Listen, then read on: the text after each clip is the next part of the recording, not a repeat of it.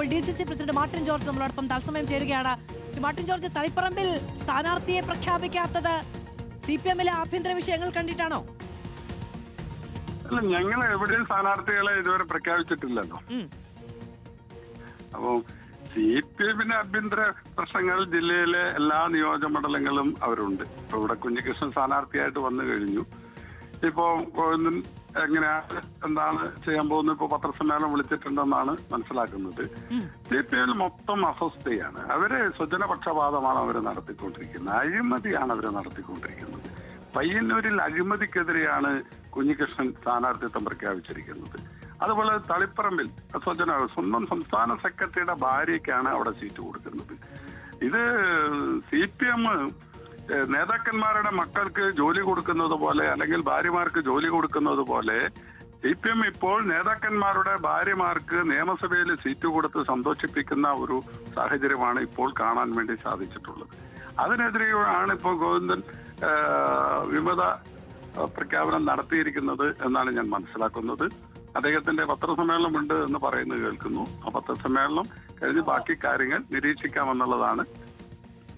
Okay, അല്ല, ഇപ്പോ ഈ TK ഗോവിന്ദൻ വിമതനായി നിൽക്കുകയാണെങ്കിൽ എന്തായിരിക്കും കോൺഗ്രസ് നിലപാട്? പിന്തുണയ്ക്കുമോ? അത് പാർട്ടി ആലോചിച്ച് ചെയ്യേണ്ട കാര്യമാണ്. ഞാൻ ഒറ്റയ്ക്ക് പറയേണ്ട ഒരു കാര്യമല്ല. അത് പാർട്ടി ആലോചിച്ച് ഒരു തീരുമാനം. DCC പ്രസിഡന്റ് എന്ന നിലയ്ക്ക് അങ്ങയുടെ അഭിപ്രായത്തിന് അവിടെ ഒരു വെയിറ്റേജ് ഉണ്ടാകുമല്ലോ സ്വാഭാവികമായും. എന്തായിരിക്കും അങ്ങയുടെ ഘടകത്തിന്റെയും നിലപാട്? അല്ല, അത് ഞാൻ നേതൃത്വവുമായി പങ്കുവെക്കും. അത്രേ ഈ അവസരത്തിൽ പറയാം. നിരീക്ഷിക്കുന്നുണ്ട് CPM-ൽ എന്താണ് സംഭവിക്കുന്നത് എന്നത് സംബന്ധിച്ച്. പിന്നെന്താ കാരണം അവര് മൊത്തം കണ്ണൂർ ജില്ലയിലെ എല്ലാ നിയോജകമണ്ഡലം നിങ്ങൾക്ക് തന്നെ അറിയാലോ. കല്യാശ്ശേരിയില് 59,000-ഓളം ലീഡുണ്ട്. കല്യാശ്ശേരിയില് 1000 ചില്ലറ വോട്ടിന്റെ ലീഡാണ് പാർലമെന്റ് തെരഞ്ഞെടുപ്പിൽ വന്നത്. തളിപ്പറമ്പിൽ 8,500 വോട്ടിന്റെ ലീഡ് UDF-നാണ്. അതുപോലെ തന്നെ മട്ടന്നൂരിൽ 2000 ചില്ലറ, ധർമ്മടത്ത് അതേപോലെ തന്നെ. അപ്പോൾ വലിയൊരു ഒഴുക്കാണ്. അതായത് അരിവാൾ ചിറ്റിക നക്ഷത്രത്തിന് വോട്ട് ചെയ്തവർ കൈ ചിഹ്നത്തിന് വോട്ട് ചെയ്യുന്ന ഒരു സാഹചര്യം പാർലമെന്റ് തെരഞ്ഞെടുപ്പിലുണ്ടായിരുന്നു. അതുപോലെ തന്നെ നമുക്ക് ത്രിതല പഞ്ചായത്ത് തെരഞ്ഞെടുപ്പിലും വലിയൊരു ഡീലിമിറ്റേഷൻ ഇത്രമാത്രം കൃത്രിമം കാണിച്ചിട്ടും വലിയൊരു മുന്നേറ്റം ഉണ്ടാക്കാൻ വേണ്ടി സാധിച്ചിട്ടുണ്ട്.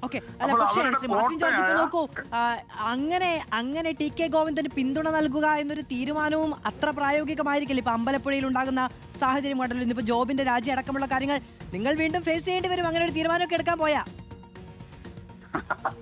അതൊക്കെ പാർട്ടി ആലോചിച്ച് കൃത്യമായ നയപരമായ തീരുമാനങ്ങൾ പാർട്ടി എന്ന് വെച്ച് കഴിഞ്ഞാല് യുക്തമായ തീരുമാനങ്ങൾ എടുക്കാൻ പറ്റിയ ഒരു നേതൃത്വം ഐക്യ ജനാധിപത്യ മുന്നണിക്കുണ്ട്. അത് കൃത്യമായി പാർട്ടി അത് എടുത്തിരിക്കുന്നു. ശരി, വളരെയധികം നന്ദി ശ്രീ മാർട്ടിൻ ജോർജ് ഞങ്ങളോട് സംസാരിച്ചതിന്. എന്തായാലും ഈ TK ഗോവിന്ദന്റെ വിമത നീക്കത്തെ വളരെ സാഗൂതം നിരീക്ഷിക്കുന്നുണ്ട് കോൺഗ്രസ് എന്നുള്ളതാണ് നമുക്ക് മാർട്ടിൻ ജോർജിന്റെ പ്രതികരണത്തിൽ നിന്ന് കൃത്യമായി മനസ്സിലാക്കാൻ കഴിയുന്നത്. ശരിയാണ് അദ്ദേഹം പറഞ്ഞത്, എവിടെയും സ്ഥാനാർത്ഥിത്വം പ്രഖ്യാപിച്ചിട്ടില്ല, ആരുടെയും സ്ഥാനാർത്ഥി പ്രഖ്യാപനം ഉണ്ടായിട്ടില്ല. 24 മണിക്കൂർ എന്ന് പറഞ്ഞ് അത് 24 മണിക്കൂർ പിന്നിടുമ്പോഴും കോൺഗ്രസിന്റെ സ്ഥാനാർത്ഥികൾ പട്ടികയൊന്നും വന്നിട്ടുമില്ല. പക്ഷേ തളിപ്പറമ്പിൽ എന്താണ് സംഭവിക്കുന്നത് എന്നത് സംബന്ധിച്ച് കൃത്യമായ നിരീക്ഷണം ഉണ്ടാകുന്നുണ്ട്. സാധാരണ ഇതൊരു പാർട്ടി കോട്ടയാണ്. തളിപ്പറമ്പിൽ മത്സരിക്കാനുള്ളവരെ ഓടിച്ചിട്ട് പിടിക്കുന്ന സാഹചര്യമാണ് ഉണ്ടാകാറുള്ളത്. പക്ഷേ അങ്ങനെയല്ല, ഇത്തവണ കോൺഗ്രസിന്റെ സ്ഥാനാർത്ഥികളാകാൻ അവിടെ കടുത്ത മത്സരമുണ്ട്.